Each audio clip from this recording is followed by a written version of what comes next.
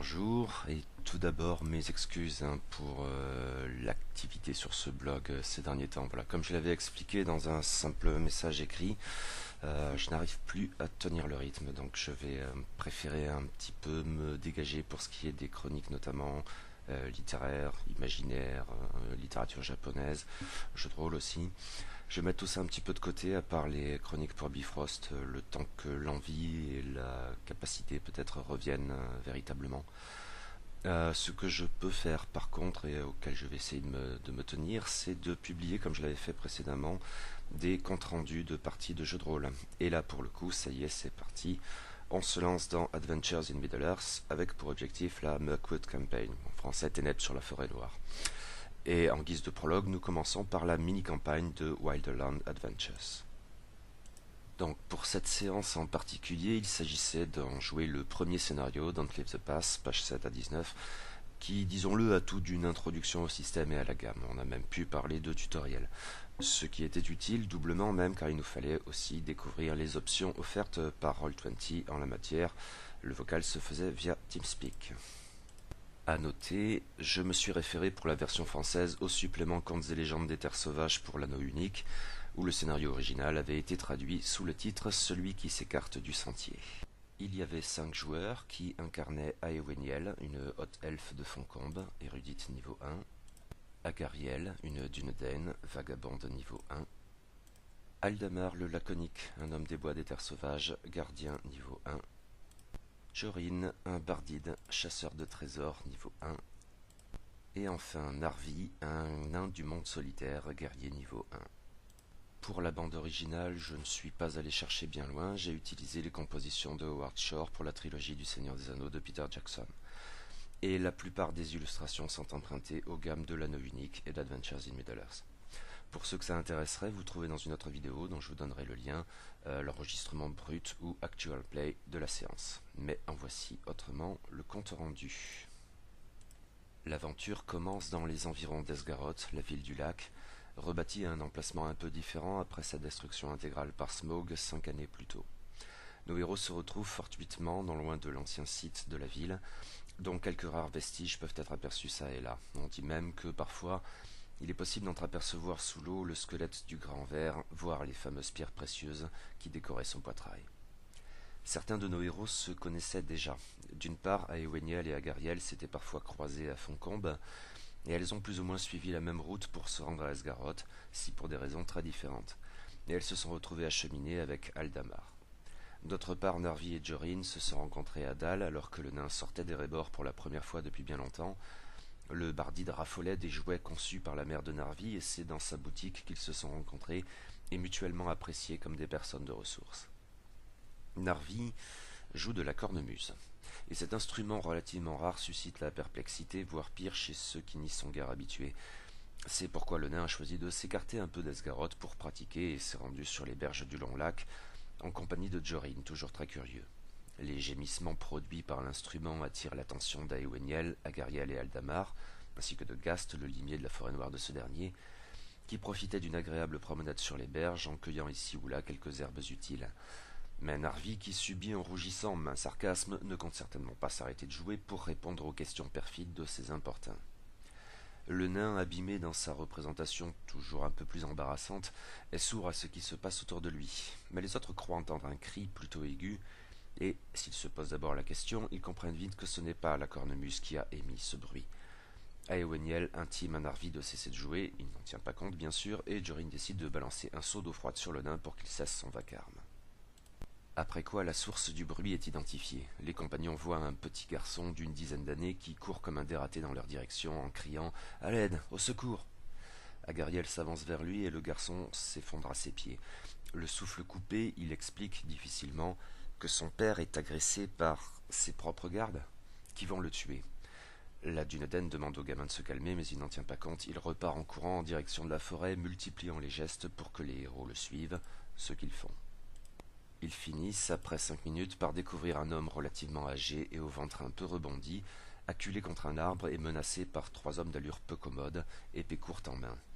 Le père du petit garçon manie une lourde branche et le front ensanglanté d'un de ses agresseurs témoigne de ce qu'il a eu à s'en servir comme arme.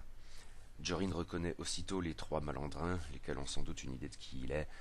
Ce sont des brutes répondant au nom de Jonar, le plus massif, Kalmund et Finar. Jadis, ils étaient au service du maître d'Esgaroth, de sinistre mémoire.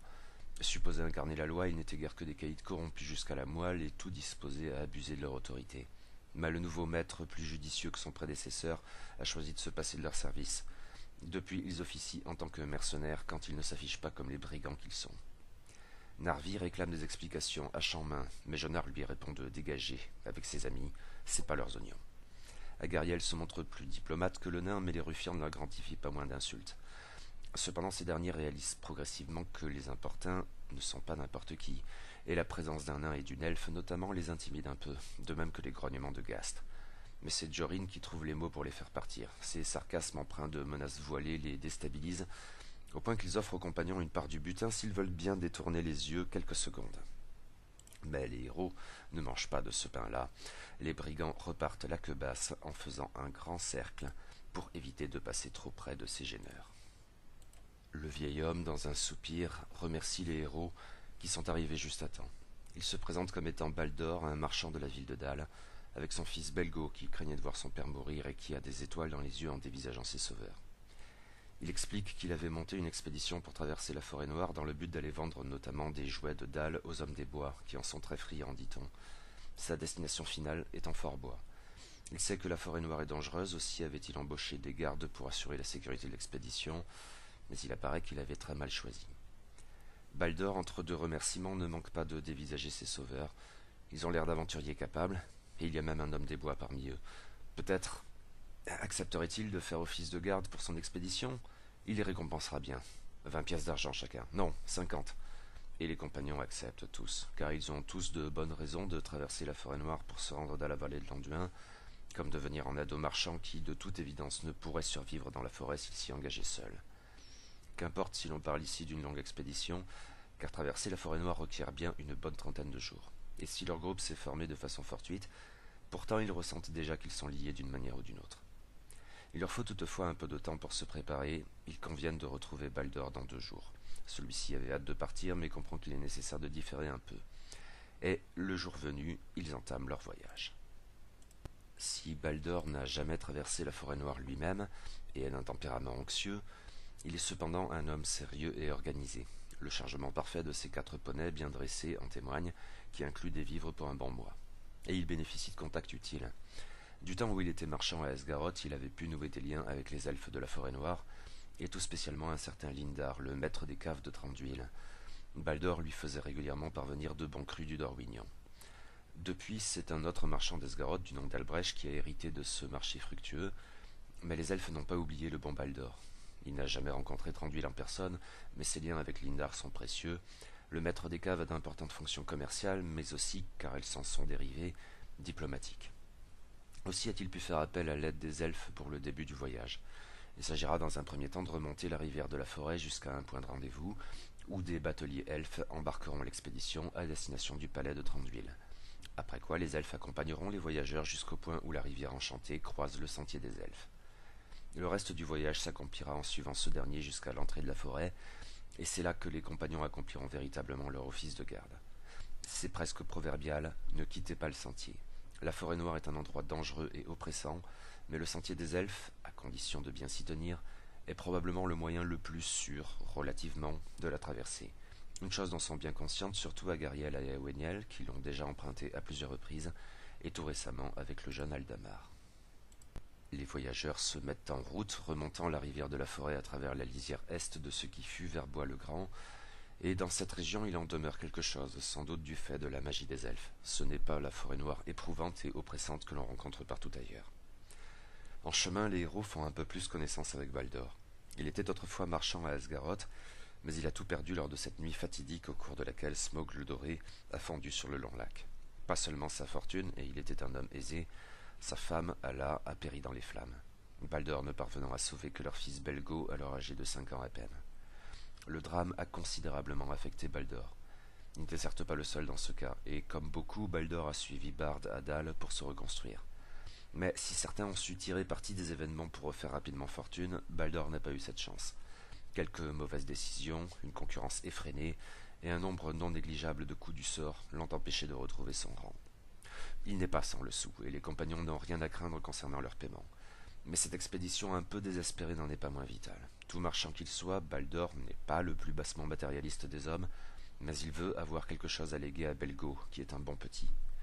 Les compagnons n'ont aucun doute quant à la sincérité de ses propos, le marchand se livre volontiers à ceux qui lui ont sauvé la vie. Lors des pauses, Baldor fait à ses nouveaux amis quelques démonstrations des jouets de dalle qu'il compte vendre aux hommes des bois. Ce sont des objets assez incroyables, en fait au point où leurs propriétés ont quelque chose qui paraît relever de la magie. Le marchand est très enthousiaste, et Narvi en rajoute en exhibant un des jouets conçus par sa mère, une très belle pièce. Belgo fait celui qui ne s'y intéresse pas plus que ça, il a 10 ans, c'est un grand, mais ça ne trompe personne, les jouets le fascinent, il est un gamin de 10 ans. Après environ 3 jours de marche, la compagnie parvient au point de rendez-vous fixé par Baldor avec les elfes. Des bateliers les y attendent, qui accueillent courtoisement les voyageurs, et tout particulièrement leur vieil ami le marchand. Ils reconnaissent Agariel et Eoweniel pour ce qu'elles sont, visiblement. Ils se montrent plus réservés à l'encontre de Narvi, mais c'est un ami de Baldor aussi, se montre-t-il poli à l'égard du nain. Belgo les fascine et les amuse. Il n'y a que peu d'enfants chez les elfes, à vrai dire de moins en moins. Les elfes, comme l'avait évoqué Baldor, murmurent à l'oreille des poneys pour les calmer et les faire monter sur les radeaux. Remonter la rivière de la forêt jusqu'au palais de Thranduil demande bien 3 autres jours, sur un rythme très posé, indolent, que les chants des elfes mettent en musique. C'est assez agréable. Narvi discute de la vieille route de la forêt avec Baldor et les elfes, mais leur constat est sans appel. Ce qui fut autrefois une véritable merveille, un témoignage éloquent de la puissance et du savoir-faire des nains, a été depuis longtemps englouti par la forêt noire, et la route, en tant que telle, est inutilisable. Avec les monts de la forêt noire juste au nord et le cœur de la forêt au sud, c'est un endroit extrêmement dangereux. Les araignées y sont particulièrement nombreuses, et on dit qu'il y aurait même un loup-garou qui rôderait dans les environs. L'entreprise de Narvi visant à restaurer la vieille route des nains est noble et ambitieuse. Mais d'ici là, le sentier des elfes est une bien meilleure option pour traverser la forêt. Narvi grogne, mais il est bien obligé d'admettre que ses interlocuteurs disent vrai. Puis la compagnie se met à emprunter des voies plus tortueuses qui, à plusieurs reprises, les font emprunter des tunnels et mettent à mal leur sens de l'orientation. C'est ainsi qu'ils parviennent enfin à une des entrées du palais du roi des elfes, une grande porte taillée à même la roche les surplombant. Quant à eux, ils poursuivent jusqu'à un petit quai en pierre idéal pour débarquer marchandises et passagers. Lindar arrive bientôt, qui salue Baldor avec un grand sourire. Il supervise les opérations de déchargement tout en discutant.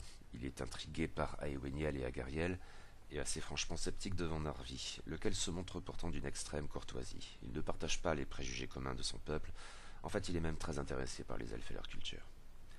Baldor est supposé séjourner 2 jours dans le palais, Lindar l'invite à le suivre. Se retournant pour s'adresser aux compagnons, il avance qu'ils comprendront que, employés de Baldor ou pas, ils ne sauraient pénétrer plus avant dans la demeure de Thranduil. Mais ils disposent d'un logis assez confortable, d'où ils pourront veiller sur les marchandises de Baldor, et Lindar fera en sorte qu'on leur apporte de la nourriture et du vin. Une perspective qui stupéfie à Eoweniel. Elle a l'impression que Lindar les traite, et elle tout spécialement, comme des chiens. Elle émet une réclamation. Las, elle s'y prend très mal. Bien trop condescendante aux yeux de Lindar et portée à mettre sans cesse en avant son statut d'émissaire de Foncombe, elle met en valeur à peu près toutes les raisons qu'aurait le maître des caves de leur refuser l'accès au palais, au point où l'extrême déférence de Narvi dans ses propos a des connotations ironiques. Eldamar ne comprend tout simplement pas de quoi Eoweniel se plaint. Ils sont au palais de Thranduil, c'est en soi extraordinaire. Agariel n'en pense pas moins, mais ne peut guère intervenir. Lindar est furieux. Pas du genre à s'emporter en public, surtout pas face à pareille compagnie. Il fait cependant bien comprendre à tous que sa décision est irrévocable et qu'il vaudra sans doute mieux pour tout le monde écourter le séjour au palais. De manière catégorique, Lindar exige leur départ le lendemain à la première heure. Baldor ne s'y attendait pas, mais il doit faire avec. Lindar lui conserve certes son amitié, en dépit de ses mauvaises fréquentations, mais la tranquillité du palais importe davantage que leur vieille camaraderie. Le marchand est un peu gêné, mais davantage pour ses employés que pour lui-même, semble-t-il. La maladresse, consciente ou pas, d'Eoweniel jette une ombre sur les premières journées de leur long voyage à travers la forêt noire. Le lendemain à l'aube, la compagnie doit donc repartir. La promesse initiale de Lindar à Baldor vaut toujours, et les bateliers elfes convoient les voyageurs sur la rivière enchantée, jusqu'au moment où elle croise le sentier des elfes. C'est ici que les héros sont laissés à eux-mêmes. Les elfes qui n'éprouvent pas eux-mêmes le courroux de Lindar à l'encontre des voyageurs, et qui demeurent donc courtois, leur rappellent qu'il ne faut pas quitter le sentier et qu'il ne faut pas non plus boire de l'eau de la rivière enchantée. Puis ils s'en vont, retournant au palais de Thranduil. et la troupe se lance sur le sentier des elfes à destination de l'entrée de la forêt, qu'elle n'atteindra au mieux que dans une bonne vingtaine de jours. Agariel, sans surprise, remplit le rôle de guide, Aeweniel et Narvi font le guet, Aldamar remplit l'office de chasseur et Jorin celui d'éclaireur. L'ambiance a changé. Cette fois, la forêt tend bel et bien à s'assombrir, à devenir la forêt noire, là où le royaume sylvestre conservait quelque chose de l'antique Verbois-le-Grand. Même en plein jour, la densité des arbres fait que la luminosité demeure très faible. C'est un cadre oppressant que tout le monde ressent comme tel, et la maladresse commise avec Lindar pèse d'autant plus sur toute la compagnie. Cela vaut aussi pour Baldor, visiblement très anxieux. Il répète comme un mantra que tout se passera bien tant qu'ils ne quitteront pas le sentier. Seul Belgo ne semble pas véritablement affecté. Le petit est vaillant et fait tout pour se rendre utile, notamment en s'occupant des poneys, lesquels se montrent très calmes, ainsi que le marchand l'avait promis. Après 4 jours de marche le long du sentier, une scène étrange se produit. Jorin, parti un peu en avant, remarque juste à côté du sentier un tas d'ossements, humanoïdes, impossible de se montrer plus précis. Mais juste à côté se trouve un squelette intact et séparé des autres. Adossé contre un arbre, il arbore autour du cou un bijou visiblement très ancien et d'un extrême raffinement, probablement de facture elfique et d'une grande valeur. Aeweniel n'est pas en mesure d'en dire davantage. Jorin est fasciné et attiré. Il s'approche dans l'intention de toucher le bijou, mais Aeweniel s'interpose pour l'en empêcher et le bardide retient son geste. D'une certaine manière, le chasseur de trésors entrevoit que s'emparer de ce bijou lui apporterait bien davantage d'ennui que de fortune. Et dans l'ambiance pesante de la forêt noire, il perçoit combien ce geste serait futile, en plus de constituer une forme de dangereuse profanation. Il remercie l'elfe pour son intervention, et cette communion implicite leur confère une forme d'inspiration. La compagnie poursuit son chemin avec la conviction que la forêt elle-même, d'une certaine manière, vient de les mettre à l'épreuve. Cette fois, ils s'en sont bien tirés, mais ils savent que ça n'est qu'une mise en bouche. La forêt noire n'est pas une forêt comme les autres. Quelques jours plus tard, alors que le sentier disparaît presque par endroits sous la végétation, et que les bons endroits où dresser le camp se font toujours plus rares, Aeweniel repère une agréable carrière juste au bord du sentier où s'écoule un frais ruisseau, un lieu idéal où se requinquer. En fait, elle suppose qu'il s'agit d'une de ces clairières aménagées par les elfes du royaume sylvestre pour y prendre du bon temps. Cela ne s'est sans doute pas produit depuis fort longtemps, mais il en reste quelque chose, on s'y sent en sécurité. À l'unanimité, la compagnie décide de s'y arrêter pour récupérer un peu, même si la nuit ne tombera pas avant quelques heures. Des tours de garde sont naturellement organisés. Vers la fin de celui de Narvi, au plus profond de la nuit, Baldor vient discuter un peu avec lui. Il explique qu'il n'arrive pas à dormir. De mauvais rêves. Il a visiblement besoin de parler de façon relativement intime, et le nain s'en rend bien compte. Le marchand évoque ainsi cette nuit terrible qui a vu Smaug fondre sur Esgaroth, et l'effroyable incendie qui en a résulté, durant lequel a péri la femme de Baldor, qui n'a pu sauver que leur petit Belgo alors âgé de 5 ans. Bard a certes tué le dragon, comme le rappelle Narvi, mais cela ne rendra pas sa femme au marchand. Il en fait des cauchemars depuis, presque toutes les nuits. Ce qui échappe un peu au nain guère porté sur l'empathie. Mais Baldor a tout perdu lors de ce tragique événement. Narvi l'engage pourtant à se tourner vers le futur. Ceux d'Erebor, ceux de Dal, ils vont reconstruire ce monde et le rendre plus sûr. Baldor l'espère, mais n'y croit pas forcément. Il suppose enfin qu'il vaudrait mieux qu'ils se reposent. Ils ont de la route à accomplir demain.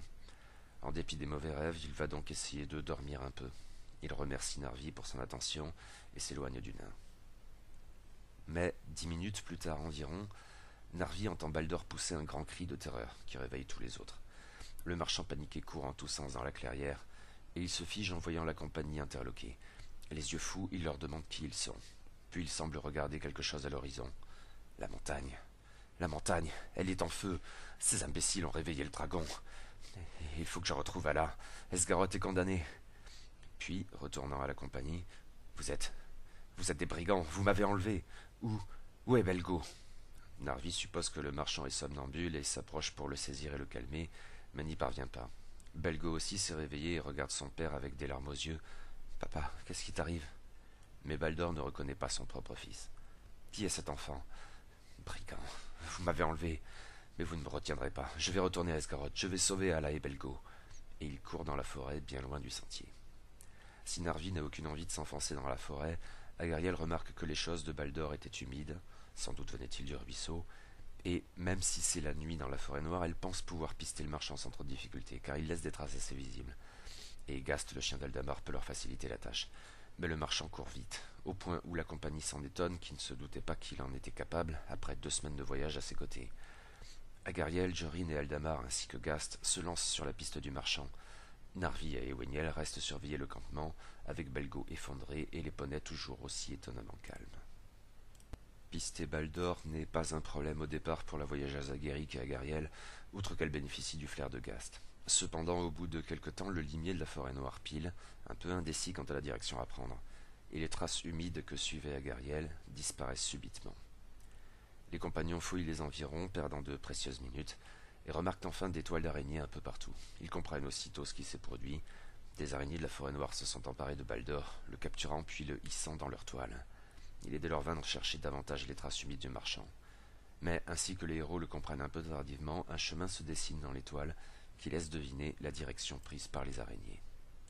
En suivant les toiles, les 3 compagnons finissent par atteindre, sur une colline qui forme une nouvelle clairière, les ruines de ce qui avait dû être autrefois un petit château.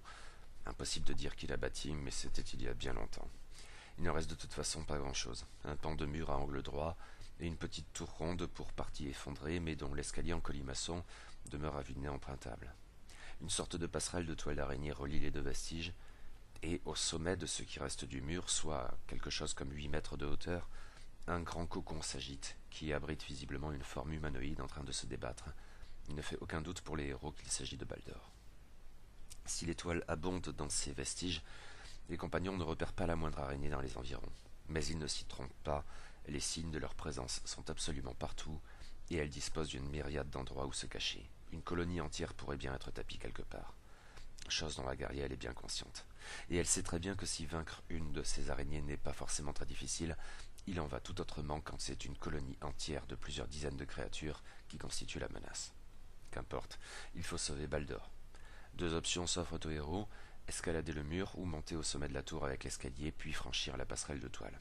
Quand ils seront au niveau du cocon, il faudra le défaire, probablement à la dague, et faire en sorte que Baldor retourne au niveau du sol 8 mètres plus bas sans se faire mal.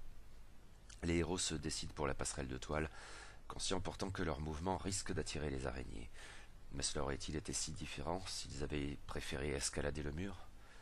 Jorin, le plus agile en même temps que le plus discret de la compagnie, franchit la passerelle, tandis qu'Agariel et Aldamar se positionnent sous le cocon pour récupérer Baldor s'il venait à tomber.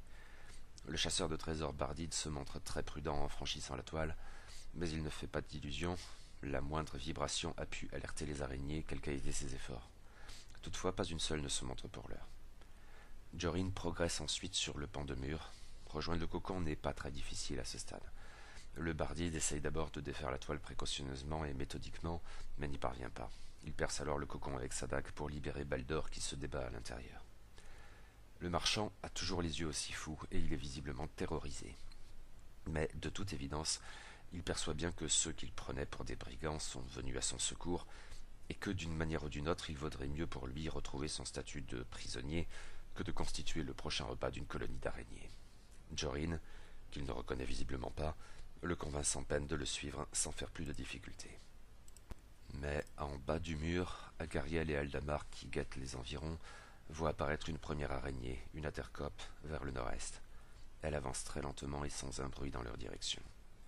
Agariel en prévient Jorin et Baldor et leur lance une corde pour descendre, mais elle remarque alors qu'une autre attercope arrive, par le sud cette fois. Gast n'attend pas les instructions de son maître et se jette sur l'araignée la plus proche qu'il mord violemment. Aldamar, à sa suite, décoche une flèche de son arc court, mais rate sa cible. Agariel, de son côté, s'en prend à l'araignée qui arrive par le sud, ce qui implique de s'éloigner de ses compagnons, mais l'attercope se montre étonnamment vive et esquive son assaut sans souci et riposte. Sa morsure est très douloureuse. Jorin, debout sur le pan de mur, perce l'autre araignée d'une flèche bien placée, mais elle a le temps d'infliger une vilaine balafre à Gast qui gémit bruyamment, et une troisième araignée arrive à l'est. Gast est salement blessé et s'écarte de l'araignée, revenant au pied de son maître, qui sort sa hache et blesse leur adversaire. Agariel, de son côté, inflige également quelques dégâts à l'attercope qu'il avait blessée, mais celle-ci se défend bien. Jorin, hésitant, décide finalement de sauter du mur pour rejoindre ses camarades. Se réceptionner n'est pas un problème pour lui, mais Baldor reste en haut. Gast repart à l'assaut, mais il est salement blessé. Aldamar ne parvient pas à l'achever, et l'attercope, qui s'en prend à eux, même si elle est maintenant à l'agonie. Elle parvient pourtant à placer une dernière morsure, et Aldamar s'effondre inconscient. De l'autre côté, Agariel se défend mieux, tandis que Jorin vient à son secours, plaçant une attaque sournoise qui achève la monstrueuse créature. Mais la situation est de toute évidence critique. Si Jorin est indemne, Agariel est blessé, ainsi que Gast, et Aldamar est tout bonnement inconscient. Baldur paniqué est en haut du mur et ne sait pas quoi faire, et tout indique que d'autres araignées ne manqueront pas d'apparaître bientôt. À suivre.